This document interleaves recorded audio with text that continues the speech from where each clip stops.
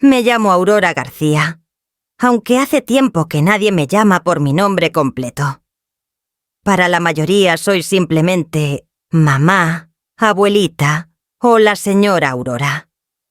Tengo 76 años y cada uno de esos años ha dejado su marca sobre mi cuerpo y sobre mi memoria, como si el tiempo hubiera querido asegurarse de que yo no olvidara que he vivido mucho y también he callado demasiado. Vivo sola en la casa que construimos con mi difunto esposo Joaquín, en las afueras de un barrio que ahora llaman residencial, pero que cuando nosotros llegamos era apenas una hilera de casas sin asfaltar y vecinos que aún se saludaban desde las ventanas. Joaquín falleció hace ya 20 años, un diciembre gris, con el televisor encendido sin volumen y su taza de café medio llena sobre la mesa.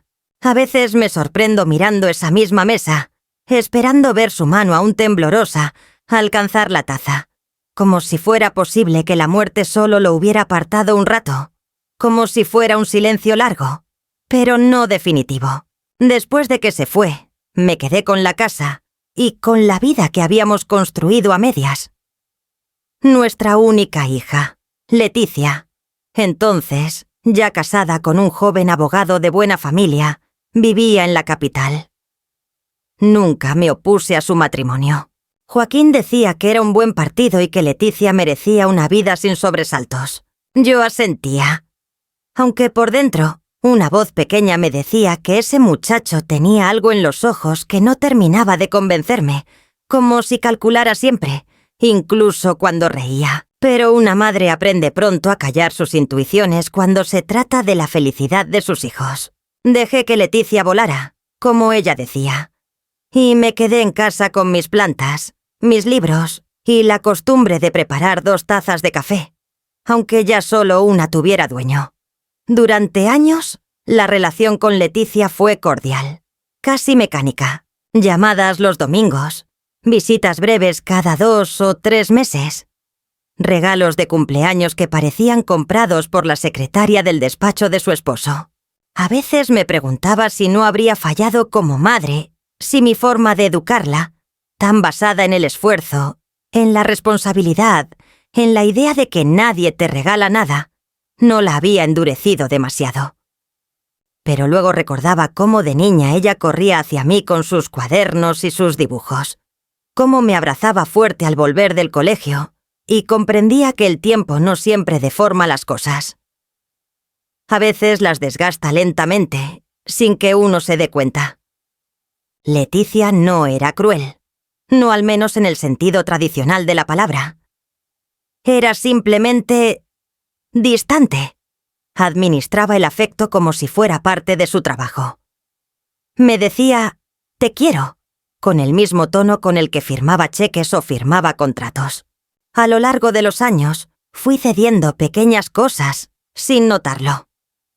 Primero fueron mis decisiones.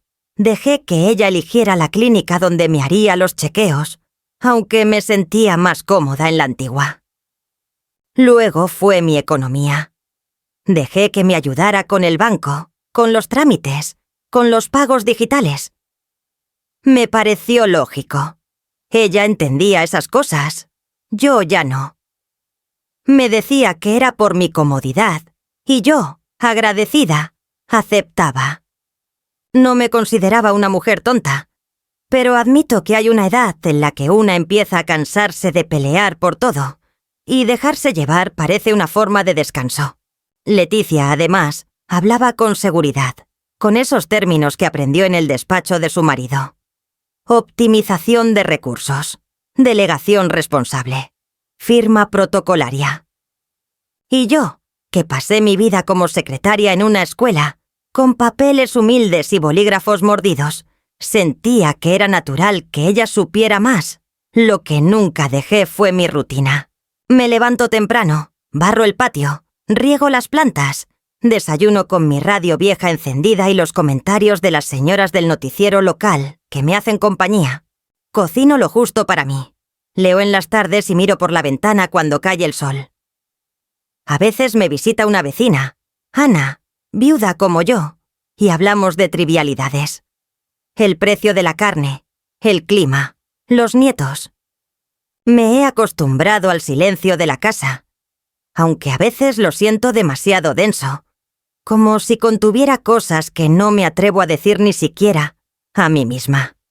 He aprendido a convivir con mi soledad sin dramatismos. No tengo miedo a estar sola. Tengo miedo a no saber cuándo empecé a dejar de ser parte de la vida de los que más quiero. Hace unos meses, Leticia vino con su esposo, bien vestidos como siempre, oliendo a perfume caro y prisa contenida. Me dijeron que querían ayudarme con un trámite de regularización de la propiedad de la casa, para que todo estuviera en regla por si pasa algo. Lo dijeron así, como quien habla de la lluvia o de una visita al dentista. Me mostraron unos papeles con muchos párrafos, muchos términos legales, muchas letras pequeñas. «Es solo una firma, mamá, para que todo esté claro», dijo Leticia, y yo tomé el bolígrafo sin mirar demasiado. Firmé porque confiaba, porque era mi hija, porque tenía una sonrisa suave y me había traído una caja con pasteles. No sentí miedo en ese momento, solo una pequeña punzada de incomodidad que deseché enseguida. ¿Qué podría pasar?, me dije. Leticia siempre ha sido práctica, meticulosa. Pensé que simplemente estaba cuidando de mí. Esa noche, después de que se fueron, me senté frente a la mesa y miré la taza que había usado Joaquín tantos años atrás. Estaba vacía. A veces, en ciertos silencios, una empieza a escuchar cosas que antes no se oían. El crujido del piso, el tic del reloj, las palabras no dichas. Me pregunté si había hecho bien, si no estaba cediendo demasiado, si todavía me pertenecía algo más que esta silla, esta mesa, este nombre que cada vez se pronuncia menos. Me fui a dormir con un leve peso en el pecho, de esos que no se notan a simple vista, pero que se quedan ahí, como una piedrita en el zapato, recordándote que algo, en algún lugar, ha comenzado a moverse sin que tú lo sepas. No sabía entonces que ese movimiento traería consigo la mayor traición de mi vida. Todo empezó a cambiar poco a poco, casi imperceptiblemente, como se altera el rumbo de un río con solo mover unas piedras. Un par de semanas después de esa visita, en la que firmé los documentos que Leticia me presentó con tanta seguridad, empecé a notar ciertos detalles que no supe interpretar de inmediato. Primero fueron las llamadas del banco. Una voz amable me preguntó si estaba segura de que quería cerrar mi cuenta de ahorro, aquella donde depositaba la pensión y algunas rentas esporádicas. Respondí con desconcierto, asegurando que no había hecho ninguna solicitud. Me dijeron que quizá había sido un error y que confirmarían la información. No le di mayor importancia. Pensé que podía ser un fallo del sistema, o que Leticia, al encargarse de ciertos pagos, había confundido algo. Después de todo, ella había insistido en que era mejor centralizar todo para que no hubiera errores. Unos días más tarde, recibí una carta extraña, de un bufete de abogados en la ciudad. No era una notificación urgente, más bien un acuse de recibo. Agradecían el traspaso exitoso de la propiedad al fideicomiso familiar García González, y me aseguraban que la gestión se había realizado conforme a lo estipulado. Me quedé mirando el papel con el ceño fruncido. El membrete era elegante, las palabras cuidadosamente medidas, pero algo no cuadraba. Yo nunca había oído hablar de ningún fideicomiso. Nunca, en mis casi 8 décadas de vida, había permitido que algo tan valioso como mi casa, la casa de mi vida entera, pasara a otras manos. No podía ser. Mi nombre aparecía al pie como parte otorgante y el de Leticia como administradora ejecutiva. Al principio me convencí de que debía tratarse de una equivocación, quizás una confusión con otra Aurora García. Pero cuanto más leía, más clara se volvía la verdad. No era un error. Era el resultado directo de lo que firmé aquella tarde. Sentí una punzada de frío que me subió desde los talones hasta la nuca. Volví a buscar los papeles que Leticia me había traído aquel día, pero no estaban donde los había dejado. Revisé mi escritorio, el cajón de la cómoda, incluso el estante de la cocina donde a veces guardaba cosas para no olvidarlas. Nada, como si se hubieran desvanecido. Y entonces recordé que, justo antes de marcharse, Leticia había dicho: «Guárdalo tú, o si quieres lo llevo y lo archivo con todo lo demás en casa, para que no se pierda». Yo, confiada, asentí con una sonrisa. «Claro, llévatelo». Qué práctico. Qué ordenada es mi hija. En ese momento, lo vi como una muestra de cariño. Ahora, comenzaba a parecerse peligrosamente a un acto premeditado. Traté de calmarme. Me preparé un té y salí al patio a respirar, pero el aire no me bastaba. Mi corazón latía rápido, con una mezcla de ansiedad, incredulidad y una vergüenza que no sabía de dónde venía. ¿Vergüenza de qué? ¿De haber sido ingenua? ¿De haber confiado en mi propia hija? El vecino, el señor Darío, me saludó desde su verja. Le devolví el saludo con una sonrisa tensa, como si todo estuviera bien. No sabía cómo decirle a alguien, ni siquiera a un conocido casual, que algo muy grave estaba ocurriendo en mi casa, pero que aún no sabía exactamente qué. Esa noche no dormí. Daba vueltas en la cama y repasaba, una y otra vez, cada gesto, cada palabra, cada mirada de Leticia en la última visita. Recordé cómo su esposo se había paseado por la casa como si estuviera evaluando el espacio, haciendo comentarios sobre la buena estructura y el potencial de renovación. Pensé en cómo ella había evitado responder cuando le pregunté si querían quedarse a almorzar, como si estuviera apurada por cerrar el asunto y marcharse antes de que pudiera hacer preguntas incómodas. Todo, visto ahora con otros ojos, parecía cuidadosamente orquestado. Al día siguiente, tomé una decisión. Llamé a Leticia. Me respondió con tono amable, casi alegre. Le pregunté directamente por el documento que habíamos firmado. «Mamá, ya te lo expliqué. Es un trámite legal para que todo quede protegido. Para que si algún día pasa algo, no haya líos con la casa. Es por tu bien». Le pedí que me mandara una copia. Su voz se tensó un poco. «Claro, claro, lo busco y te lo mando por correo. ¿Para qué lo necesitas?». Insistí. «Solo quiero tener una copia, para estar tranquila». Me dijo que sí, que por supuesto. Pero nunca llegó nada. Ni al correo físico ni al electrónico. Pasaron los días. Llegaron más cartas, esta vez de una agencia inmobiliaria. «Nos ponemos a su disposición para acompañarla en el proceso de transición hacia una vivienda más acorde con sus necesidades», decía el encabezado. Y en el reverso, con amabilidad venenosa, se detallaban opciones de departamentos para adultos mayores. Todos pequeños, impersonales, alejados del barrio donde viví los últimos 40 años.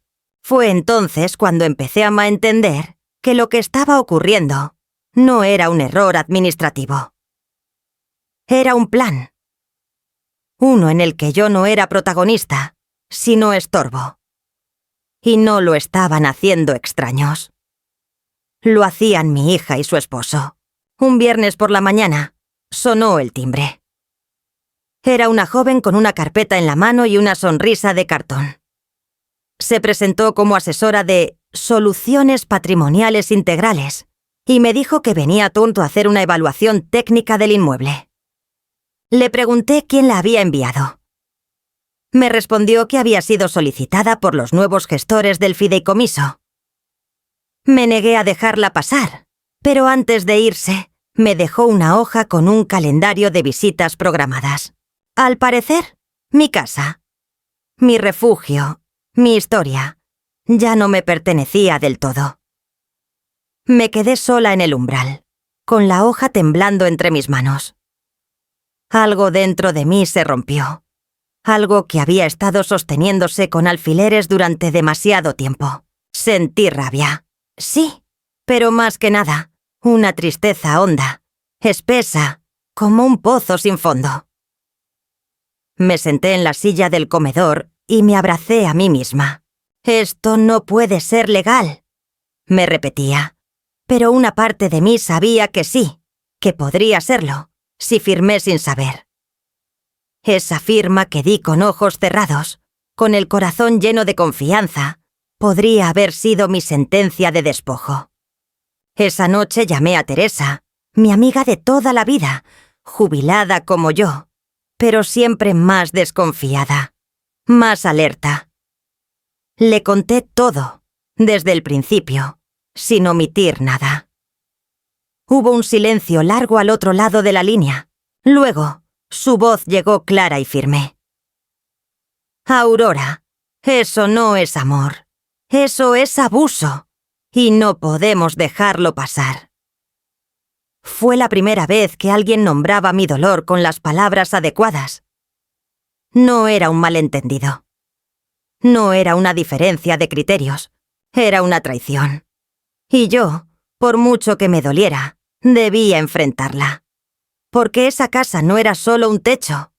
Era mi historia, mi trabajo, mis recuerdos, mi dignidad. Y alguien había decidido que todo eso podía ser negociado, transferido, vendido, sin siquiera mirarme a los ojos.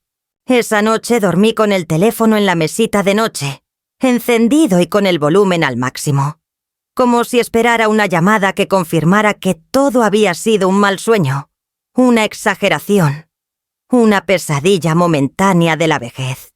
Pero el teléfono no sonó. Al amanecer, mientras servía el agua para mi té, miré a mi alrededor como si viera la casa por primera vez. Las paredes gastadas, las cortinas que había cosido con Joaquín en nuestra luna de miel, las plantas que él cuidaba con esmero y que desde su partida sobrevivían solo por mi terquedad. Cada objeto tenía una historia, una razón de estar ahí. Cada rincón hablaba de nosotros, de los días buenos, de los malos, de los silencios compartidos y de las risas que ahora vivían solo en mi memoria. Y, sin embargo, todo eso, ese universo íntimo, estaba en peligro de desaparecer porque yo, confiada, había firmado un documento sin leer, entregando mi historia a quienes creí que la protegerían. Llamé al banco. Pedí hablar con alguien del área legal. Me pusieron en espera. Cuando finalmente una voz cansada me atendió, expliqué que necesitaba información sobre movimientos recientes, transferencias, cambios de titularidad. Me preguntaron mi número de cliente, mi identificación. Cuando mencioné la cuenta de ahorro que había mantenido desde hacía más de 20 años, me respondieron que ya no estaba activa, que había sido cerrada y transferida a otra cuenta vinculada al fideicomiso García y González, el mismo nombre que aparecía en la carta de los abogados. Quise pedir más detalles, pero me dijeron que, al no figurar ya como titular directa, debía solicitar autorización de la administradora. Leticia. Mi hija. Colgué con la garganta cerrada. El té se había enfriado. Me senté en la mesa y me quedé allí, inmóvil, durante largo rato. No sabía qué hacer. No sabía a quién recurrir. Pensé en volver a llamar a Teresa, pero sentí vergüenza. ¿Cómo decirle que mi hija había tomado posesión legal de todo lo que yo había construido? ¿Cómo explicar que, siendo una mujer lúcida, funcional, sin enfermedades mentales ni deterioro cognitivo, había caído en una trampa tan burda y a la vez tan sofisticada? Fue en ese momento cuando llegó el primer mensaje de texto. Era breve, casi casual. «Mamá, mañana pasamos con Raúl para ver lo del espacio del fondo. Queremos empezar las refacciones antes del invierno. No te preocupes, no molestamos». No había saludo, ni preguntas por mi salud, ni una explicación de a qué se refería exactamente con espacio del fondo. El tono era de quien da por hecho que todo le pertenece, de quien ya no considera necesario pedir permiso, porque se siente dueño. Me levanté. Abrí la puerta trasera y miré hacia el fondo del terreno. Allí estaba el viejo galpón donde Joaquín guardaba sus herramientas, ese espacio polvoriento y entrañable que durante años había servido de refugio para sus inventos, sus arreglos, sus momentos de soledad productiva. Nadie lo usaba desde su muerte, pero yo jamás permití que se tocara.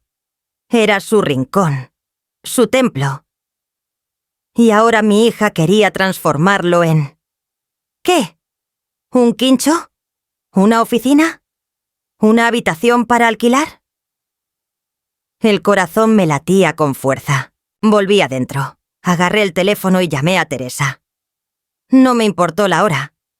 Le pedí que viniera. No que habláramos por teléfono. Que viniera.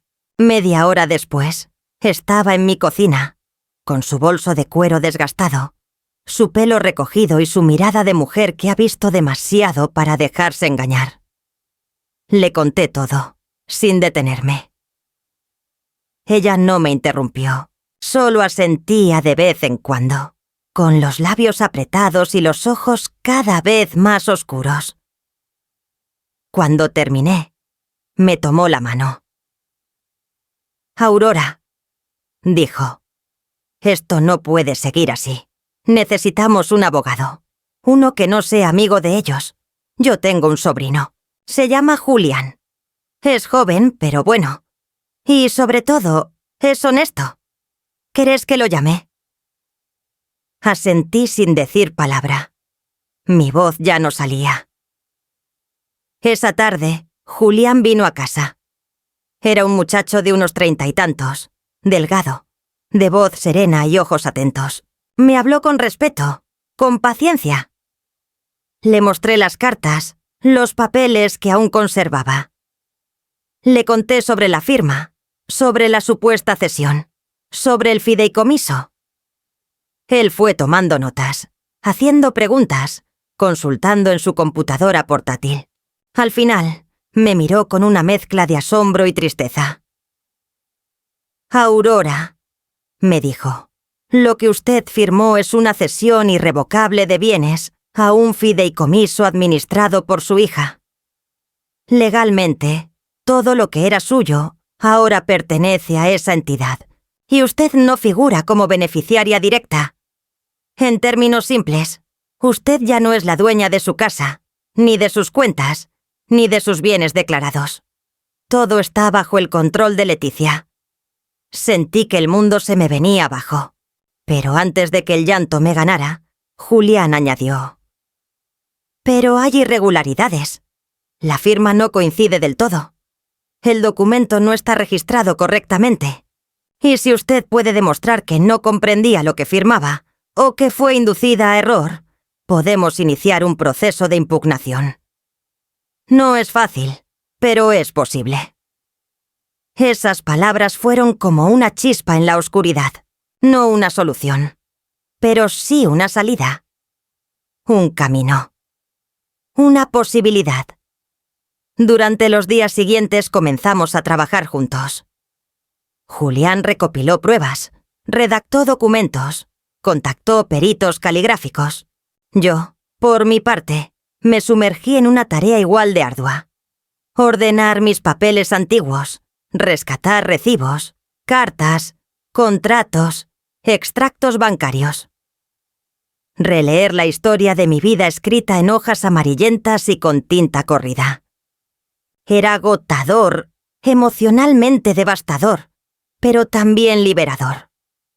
Porque por primera vez en mucho tiempo sentía que estaba haciendo algo por mí. No por Leticia, no por Joaquín, no por la memoria del pasado. Por mí, Leticia, mientras tanto, seguía comportándose como si nada. Me llamaba una vez por semana, con tono neutro, sin mencionar el tema. Me preguntaba si necesitaba algo, si quería que mandara alguien a cortar el pasto, si me sentía bien. Yo respondía con monosílabos, fingiendo normalidad.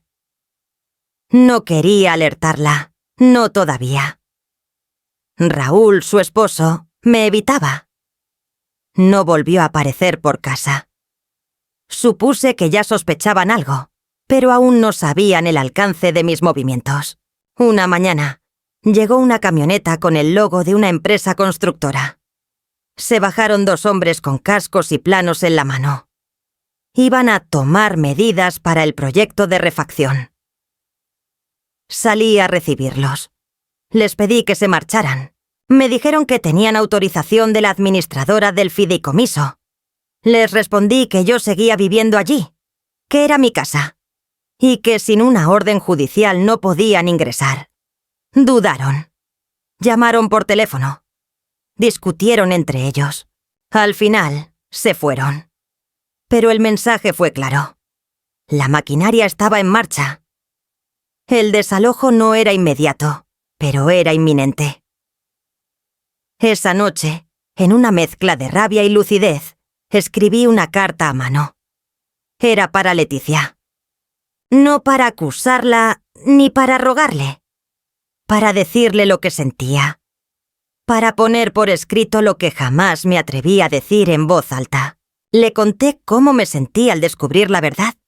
Cómo me dolió no la pérdida material, sino el gesto. La decisión de apartarme sin siquiera mirarme a los ojos. Le recordé quién era yo.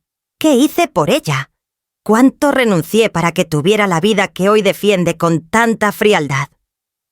La doblé, la guardé en un sobre, pero no la envié. No todavía. Esa carta era un espejo, y aún no estaba segura de que ella estuviera dispuesta a mirarse en él. Esa semana, Julián me llamó.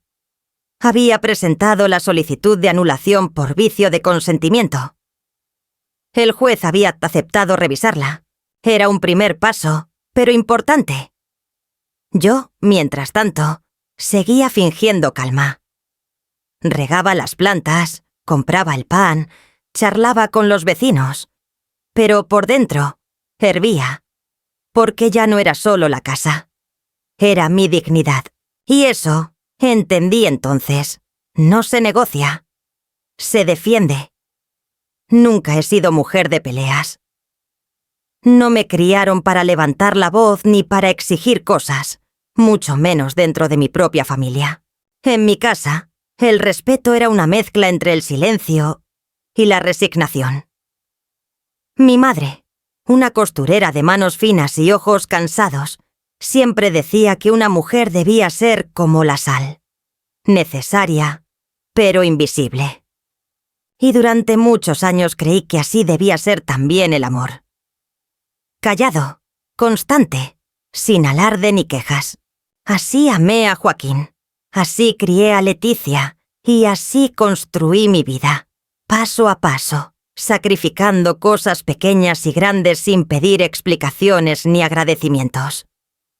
Por eso, lo que más me costó aceptar en medio de todo este caos no fue la pérdida de la casa, ni el engaño legal, ni siquiera la humillación de sentirme desplazada.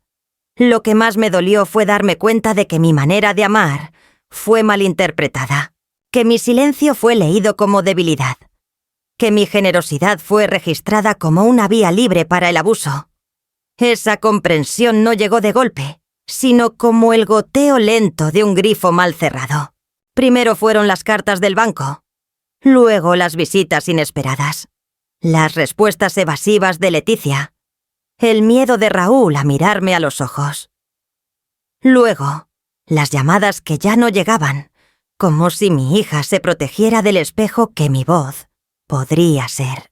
Cada día, una señal nueva. Cada hora, una certeza más profunda. Yo ya no era parte del futuro que ellos estaban construyendo. Era un obstáculo, un vestigio del pasado que había que gestionar, ordenar, silenciar. Una tarde, después de ordenar unos papeles con Julián, me senté frente a la ventana del comedor con una taza de café que no tenía gusto a nada. Afuera, el sol comenzaba a caer y las sombras se alargaban como dedos extendidos por el suelo. En ese momento, recordé un episodio de hacía muchos años, cuando Leticia tenía apenas 8 y había perdido su primer diente. Lloraba desconsolada, no por el dolor, sino porque creía que no sería la misma sin esa pequeña parte de ella. Me senté en el borde de su cama y le expliqué que a veces perder algo era parte de crecer. Que dolía, sí, pero que también habría espacio para que algo nuevo naciera. Ahora, tantos años después, yo era la que lloraba por haber perdido una parte de mí. No un diente, no un objeto, sino algo más profundo. La confianza en mi propia hija. Y me preguntaba si, como entonces, ese vacío abriría espacio para algo mejor. Fue en esa mezcla de nostalgia y tristeza que tomé una decisión. Ya no quería seguir siendo la mujer que esperaba comprensión. Quería ser la mujer que se defendía, que reclamaba, que no dejaba que su historia fuera reescrita por otros. Me levanté. Fui hasta el armario y saqué una caja de madera donde guardaba las cartas de Joaquín, las fotos de nuestra boda, las libretas escolares de Leticia y una carpeta con documentos que conservaba por costumbre, sin saber que ahora serían mi escudo. Dentro había escrituras, recibos, contratos de mantenimiento, notas firmadas por mí en otras épocas. Llamé a Julián y le pedí que viniera al día siguiente. Quería revisar todo con él, preparar una carpeta completa para el juez, para que no hubiera dudas sobre mi capacidad, mi memoria, mi integridad. Esa noche dormí poco. Soñé con Joaquín. Estábamos en la vieja estación de tren donde solíamos esperarnos cuando él trabajaba en la empresa de transporte. Él sonreía desde el andén y yo corría hacia él, pero mis pies no tocaban el suelo y la distancia nunca se acortaba. Al despertar, supe que ese sueño era una forma de decirme que no estaba sola, que aún tenía fuerza para seguir. Julián llegó temprano, como siempre, con su computadora, su cuaderno de apuntes y esa mezcla de profesionalismo y calidez que lo hacían tan distinto a otros abogados. Pasamos horas revisando documentos, ordenando fechas, armando un relato legal coherente. Al final de la jornada, me miró con seriedad. Estamos listas para presentar la solicitud de medidas cautelares. Con esto, el juez puede ordenar que no se realicen más cambios sobre la propiedad hasta que se resuelva el fondo del asunto. Es una protección temporal, pero esencial. Asentí con la cabeza. No me importaban ya los tecnicismos. Me importaba que alguien estuviera de mi lado, que mi voz contara. Esa misma semana, recibí la visita de alguien inesperado.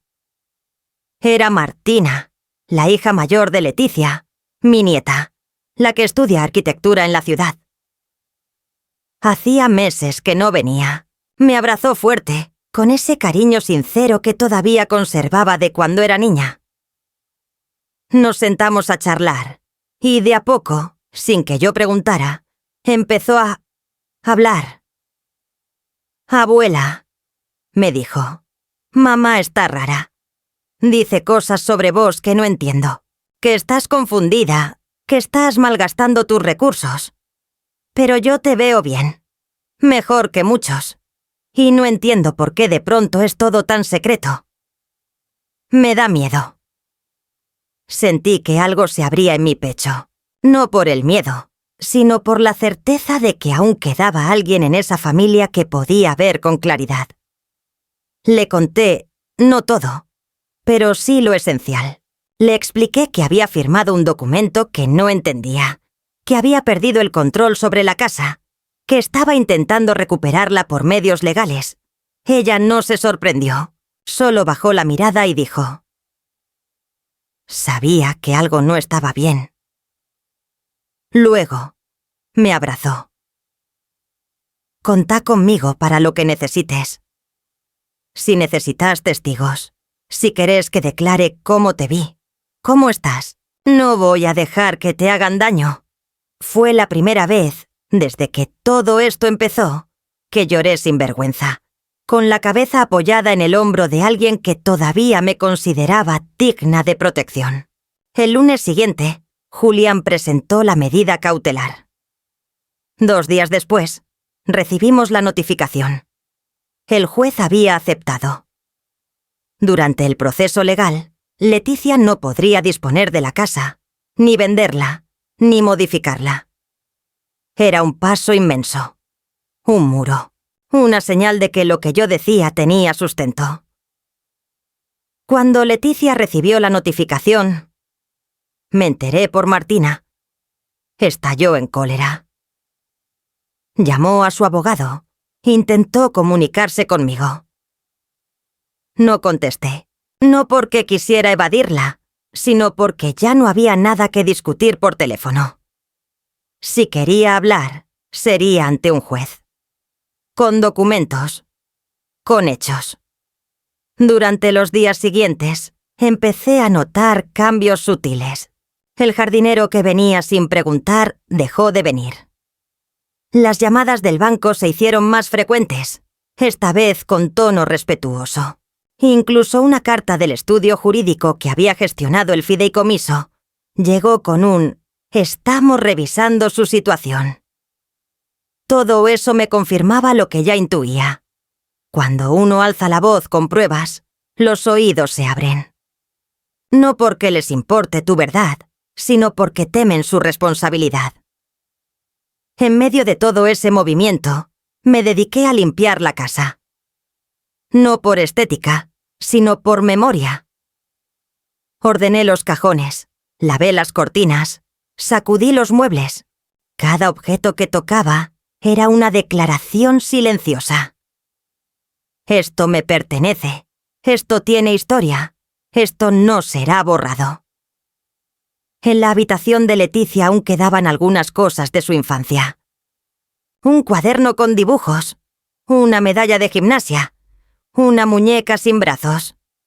No las toqué, solo las observé. Y pensé que quizá, en algún rincón de su corazón, aún quedaba la niña que fui capaz de amar sin condiciones. Una tarde, mientras barría el porche, una vecina se acercó.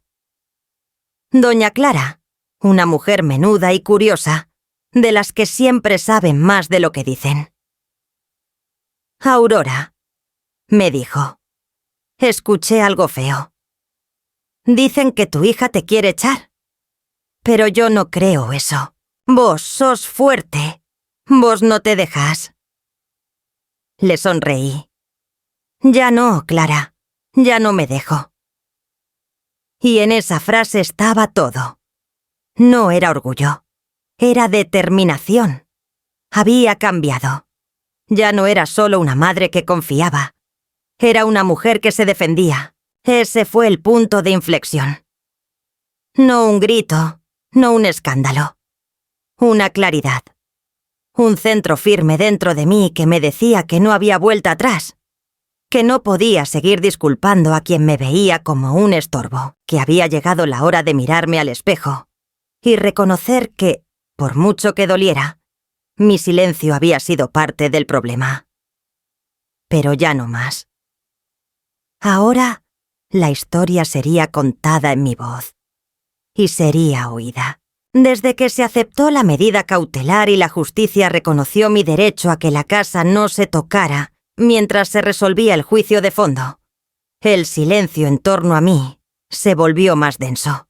Era como si ese fallo, aunque temporal, hubiese rasgado el velo de conveniencia que Leticia y Raúl habían tejido en torno a mí durante años.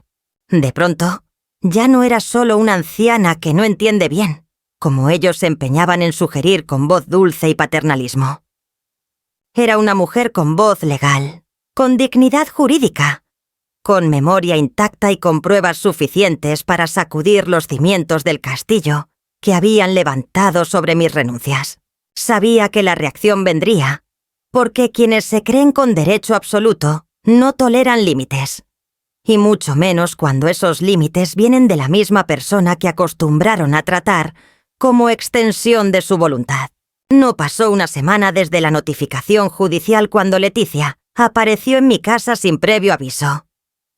Tocó el timbre con insistencia, como si quisiera perforar el aire con su impaciencia. Cuando abrí la puerta, tenía los labios apretados, los ojos fijos, el gesto de quien ha decidido que esta vez no va a simular cordialidad. Entró sin que la invitara, como lo había hecho siempre. Y eso fue lo primero que noté. La naturalidad con la que cruzó el umbral, como si todavía tuviera derecho a este espacio. Llevaba una carpeta bajo el brazo y el celular en la otra mano, como quien viene a cerrar un trato más que a tener una conversación. Me senté en la cabecera de la mesa del comedor, y ella frente a mí. Abrió la carpeta y me deslizó unos papeles. «Mamá», dijo con voz plana, «esto tiene que terminar. Nos estás complicando mucho. Hay gente esperando, hay procesos abiertos, hay dinero en juego. ¿Qué pretendés? ¿Arruinar el único patrimonio familiar que tenemos?» La miré en silencio unos segundos. No por miedo, sino porque me estaba dando tiempo de observarla. A mi hija. Mi única hija. La que nació un invierno frío, entre dolores y lágrimas de felicidad. La que llevaba mi apellido y la sangre de Joaquín. Ahora era una mujer endurecida, con un discurso memorizado y una mirada que evitaba la mía. No respondí de inmediato. Tomé los papeles, los leí con calma. Eran una propuesta de conciliación, firmada por su abogado, en la que me ofrecían mudarme, voluntariamente, a un departamento de una sola planta, con gastos cubiertos por el fideicomiso y con una compensación económica simbólica por mi PI. Colaboración. A cambio debía desistir de todas las acciones legales y firmar una ratificación de cesión para evitar futuros litigios. En otras palabras, me pedían que entregara todo lo que había peleado por recuperar, a cambio de una vivienda prestada y una vida vigilada. Me saqué los anteojos con lentitud, los dejé sobre la mesa y respiré hondo. ¿Sabes lo que significa simbólica?, le pregunté. Leticia parpadeó. No esperaba que hablara. No así. Simbólica significa que vos decidís cuánto valgo, y por lo visto no es mucho. Ella bufó, molesta. No hagas esto más difícil, mamá. ¿No te das cuenta de que te estás quedando sola? Estás rompiendo la familia. Esa frase me dolió, pero no como antes.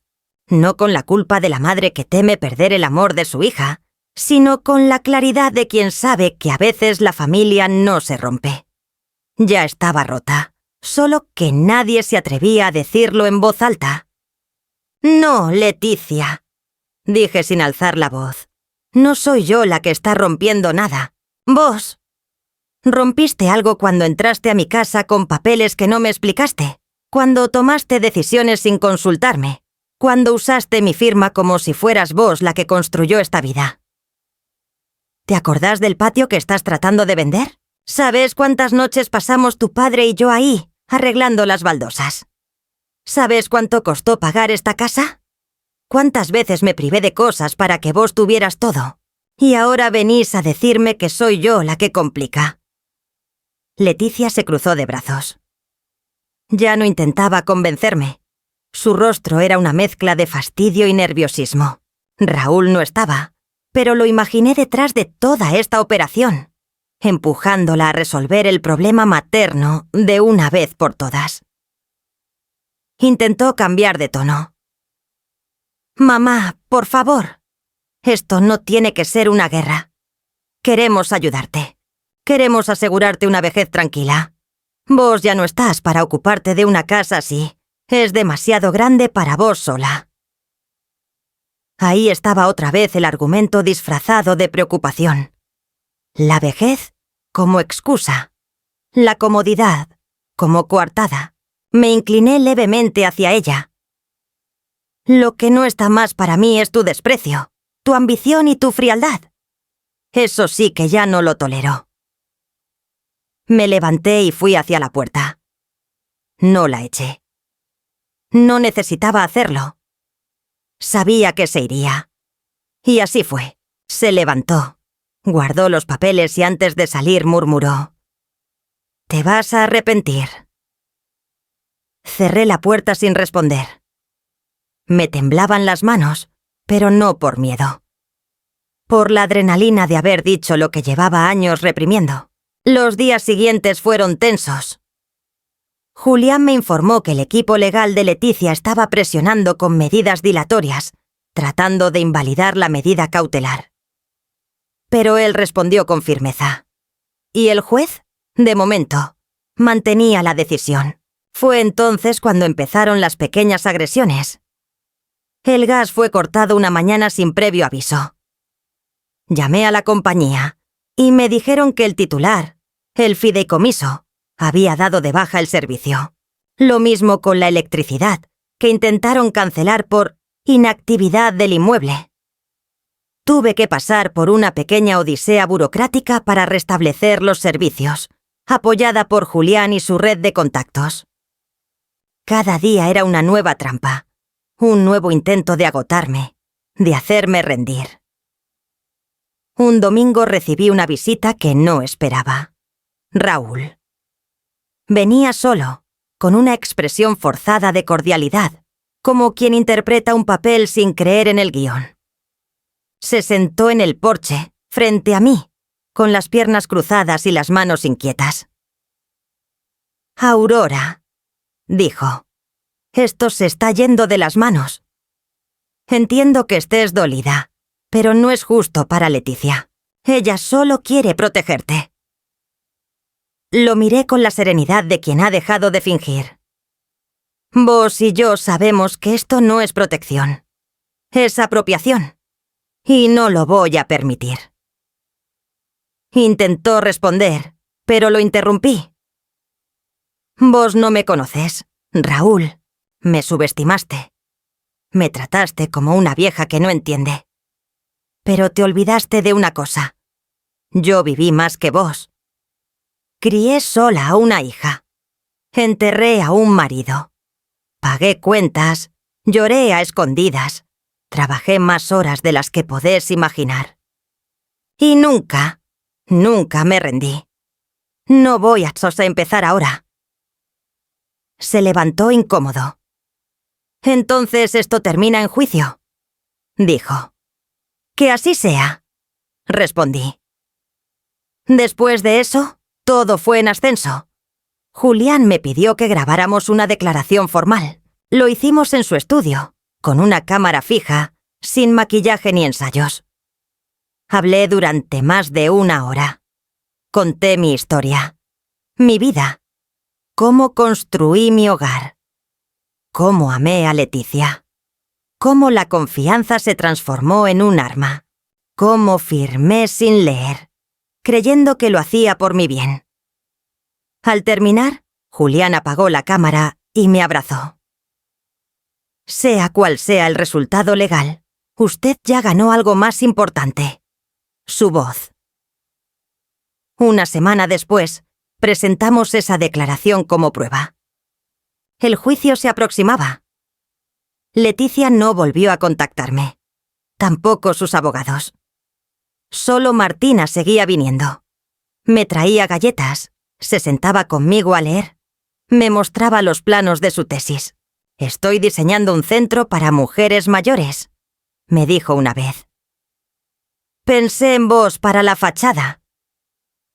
Esa frase me hizo llorar más que todas las ofensas de Leticia, porque en ella había algo puro, algo que aún se parecía al amor, y así, sin buscarlo, la batalla dejó de ser solo mía. Era también por Martina, por las mujeres que vienen después, por las que aún creen que firmar un papel es solo un acto de confianza. No, firmar sin leer puede costarte la memoria, pero resistir, hablar, defender tu historia, eso te la devuelve. Y yo no estaba dispuesta a perderme a mí misma por segunda vez. El día que nos enfrentamos cara a cara en la sala del tribunal, no fue como lo había imaginado. No hubo gritos, ni golpes en la mesa, ni escenas dignas de una telenovela. Fue peor. Fue frío, quirúrgico, con ese silencio que corta más hondo que cualquier palabra hiriente. Cuando llegué con Julián, sentí que cada paso que daba en aquel edificio de paredes grises y ecos largos era un recordatorio de lo lejos que había llegado, y también de lo que estaba en juego. No era solo la casa, era mi voz, mi historia, mi derecho a decidir sobre mi propia vida. Leticia llegó minutos después, acompañada por Raúl y su abogado, un hombre delgado con gesto altivo y traje impecable, de esos que nunca miran directamente a una mujer mayor, como si temieran que el contacto visual los envejeciera. Mi hija evitó mi mirada. Mantuvo la barbilla alta, el cuerpo rígido, las manos entrelazadas con fuerza como si eso bastara para sujetar su relato. No la saludé. No por rencor, sino por respeto a mí misma. No podía seguir fingiendo que todo estaba bien, no después de todo lo que había hecho. La jueza era una mujer de rostro severo y voz baja. Leía los expedientes con precisión, interrumpía con preguntas cortas y no permitía divagaciones. Me cayó bien de inmediato. No buscaba drama, buscaba claridad, y yo estaba lista para ofrecérsela. El juicio comenzó con la presentación de los documentos. La cesión de bienes, la constitución del fideicomiso, los informes bancarios, las pruebas de que los servicios habían sido manipulados para hostigarme. El abogado de Leticia hablaba con seguridad, como quien cree tener la ley de su lado, repitiendo términos como voluntariedad, prevención patrimonial, gestión racional de activos. Yo escuchaba en silencio, recordando cada palabra que no leí, cada línea que firmé confiando en el amor, cada momento en que bajé la cabeza porque me enseñaron que ser madre era aceptar, ceder, callar. Luego fue mi turno. Julián se puso de pie y me cedió la palabra. Me levanté con lentitud. Caminé hasta el estrado sin ayuda, sin bastón, sin apoyarme en nadie. Quería que me vieran como soy. Una mujer entera, presente, lúcida. Tomé aire y hablé. Conté mi historia sin lágrimas, sin adornos, sin exageraciones. Dije mi nombre completo, mi edad, mi oficio de toda la vida, mi viudez temprana. Hablé de Joaquín, de cómo juntos levantamos la casa ladrillo a ladrillo, de cómo cada rincón estaba impregnado de memoria. Hablé de Leticia, de sus primeros pasos, de sus noches de fiebre, de los uniformes que planché, los cuadernos que forré, los cumpleaños que organicé sin ayuda. Dije que nunca me arrepentí de nada de eso, que la maternidad fue lo más digno que hice. Pero también dije que no por eso debía ser castigada con el despojo. Describí cómo firmé sin saber, cómo la confianza fue manipulada, cómo el amor se volvió una estrategia legal. Mostré las cartas, las grabaciones, los testimonios.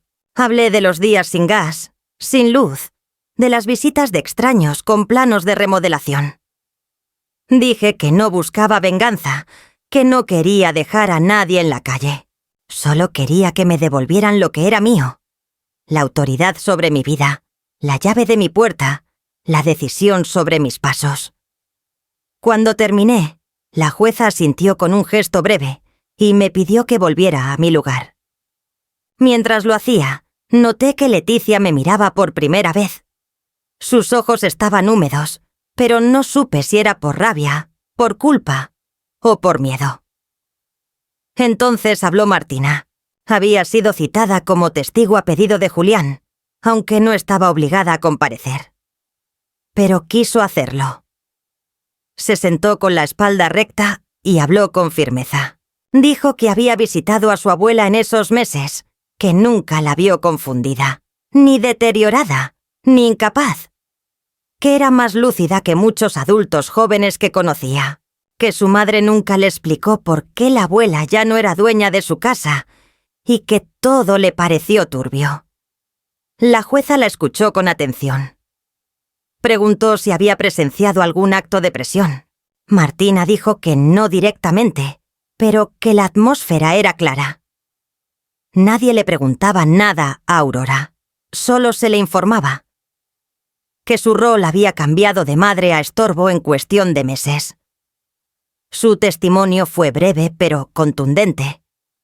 Al salir, me regaló una sonrisa que me sostuvo el alma.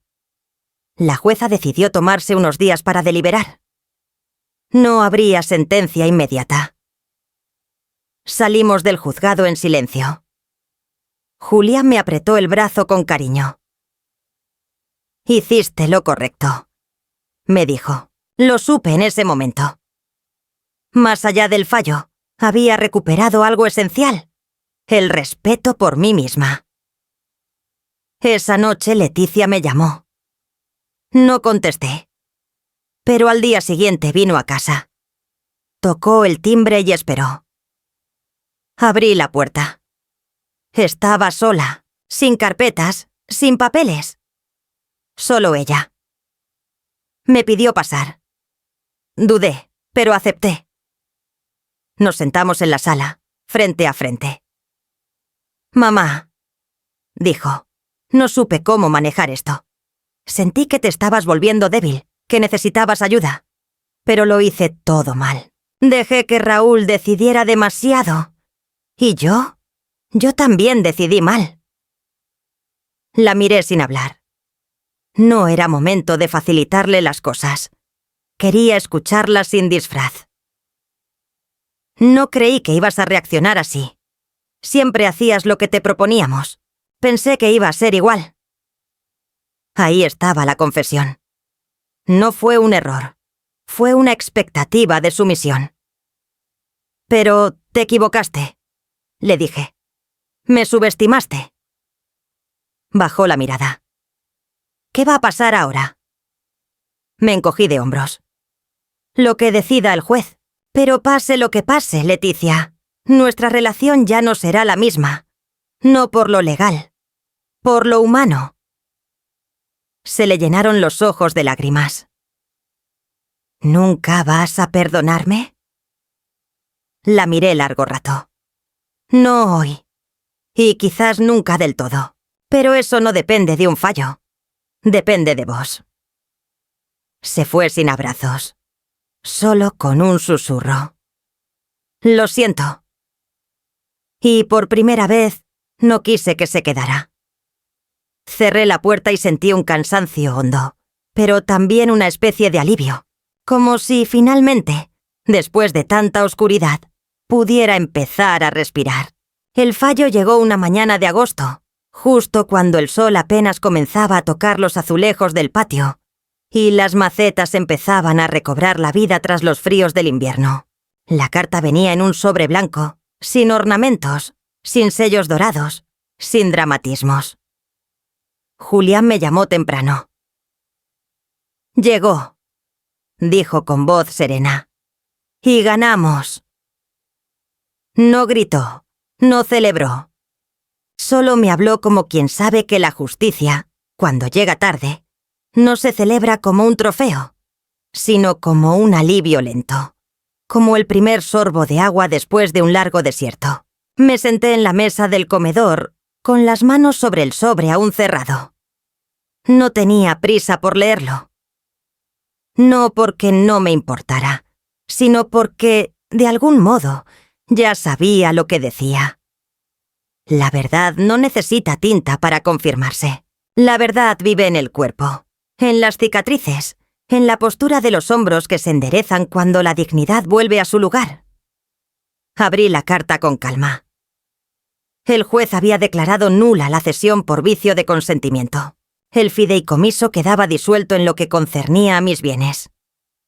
La casa, las cuentas, todo volvía a estar a mi nombre. Leticia no apeló. Raúl, según supe por Martina, se había más y apartado del asunto incluso antes del fallo, previendo el escándalo. Me devolvían todo lo que nunca debieron haberme quitado. Pero más allá de lo material, me devolvían algo que no tenía precio, ni escritura. La certeza de que no estaba equivocada en pelear. Durante semanas, la casa permaneció en silencio. No hubo más visitas, ni cartas, ni amenazas. Solo el sonido del reloj de pared, el crujido del piso de madera, el canto ocasional de los gorriones que anidaban en la reja del ventanal. Pasaba las tardes en el patio, regando las plantas, leyendo, a veces simplemente mirando el cielo. Nadie me perseguía, nadie decidía por mí. Era dueña otra vez. No solo de la propiedad, sino de mis decisiones, de mis ritmos, de mi silencio. Leticia no volvió a pisar la casa. Me escribió una carta. No la abrí. La guardé en un cajón junto a otras cosas que aún no estoy lista para mirar. No sé si algún día lo estaré. El perdón no es una obligación, es una posibilidad. Y hoy no la necesito. He aprendido que algunas heridas no se cierran con palabras, sino con actos. Y también que no todas las puertas deben volver así a abrirse, solo porque una vez fueron cruzadas con amor. Martina sigue visitándome. Ahora trae a su hermana menor, que apenas recuerda los años felices en esta casa. Jugamos a las cartas, cocinamos juntas. A veces simplemente hablamos de cosas simples. Me escuchan, me miran, no con lástima, sino con curiosidad, con ese respeto que solo las nuevas generaciones pueden ofrecer cuando entienden que no todo lo viejo está caduco, que la experiencia no es un estorbo, sino un mapa. Una mañana, Martina me preguntó si volvería a confiar en alguien así. Le respondí que sí, pero que ya no firmaría con los ojos cerrados. No porque me vuelva desconfiada, sino porque aprendí que el amor no debe estar por encima del criterio, que el cariño no es excusa para la obediencia ciega, que incluso los hijos, incluso los seres más queridos, pueden equivocarse. Y que una madre no es menos madre por decir que no. Ahora vivo con menos cosas, pero más ligera. He donado muebles, papeles, recuerdos que ya no me dolían, pero tampoco me hacían falta. He dejado espacio. No para que alguien lo llene, sino para que el aire circule. Para que lo que venga, sea lo que sea, me encuentre despierta. No me convertí en otra persona. Sigo siendo Aurora García, la que amó sin medida, la que firmó sin leer, la que perdió todo por un instante. Pero también soy la que peleó, la que recuperó, la que habló y, sobre todo, la que ahora sabe que su historia merece ser contada, no por lo que le quitaron, sino por lo que no permitieron que le arrebataran del todo. Porque al final, lo único que una no puede perder es el derecho a decir, esta soy yo. Y aquí sigo,